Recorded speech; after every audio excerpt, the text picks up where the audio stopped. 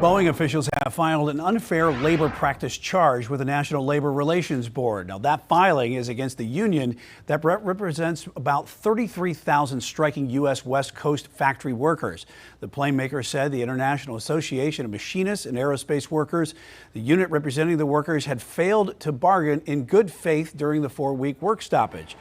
Boeing said that union had engaged in a pattern of bad faith bargaining. Let's go to bring in Chief Legal Analyst Kali Frost to discuss this. And tell me about the settlement a little bit beforehand, before all this bad faith happened. Boeing has fights all over the place right now, and they've been, a ton of bad press going up into this. But they've had the settlement where they're trying to go with the 737 Maxes that crashed, and families trying to get those cases to get settled, while at the same time they're trying to settle this National Labor Relations Board. As a union organizer, I can remember going through this labor relations process, and both sides will make statements trying to jockey for position, attempting to make the other party look like they're doing something in good faith. When you're at the table, that's what you have a duty to do. You have a duty to operate and negotiate in good faith. And what they're saying is that's not happening.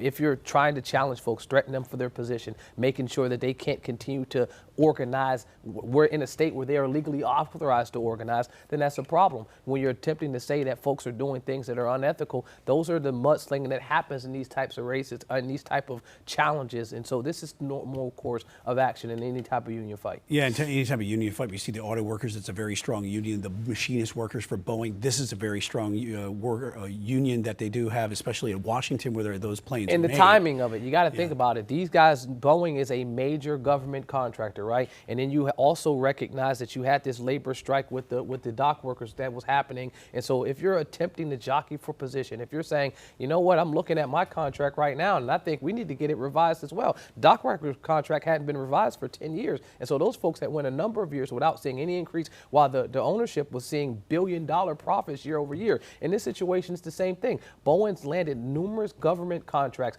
They've rolled out these big planes, set aside these troubles they've had with the planes, but the contracts on the government side are still coming. And the workers are saying, well, hold on, I'm not sharing any of those profits. That's when it's normally time to sit down at the table. But you got to do it in good faith. And oftentimes behind the scenes, I should say, backdoor deals that happen with these types of negotiations sometimes can make them fall apart, but sometimes can close the deal. And if you can make sure that you are doing things across the board ethically, most of the time that puts you in a position where you're not getting a challenge. And who's got the better leverage here? Is it the union or Boeing? Well, before the longshoremen settled their strike, I think that Boeing workers would have had the leverage, because what we didn't need is a country where everyone was striking all at the same time, specifically folks that deal with freight in or travel or anything to do with airplanes. And so I'm not sure right now, and I'd say it's probably 50-50.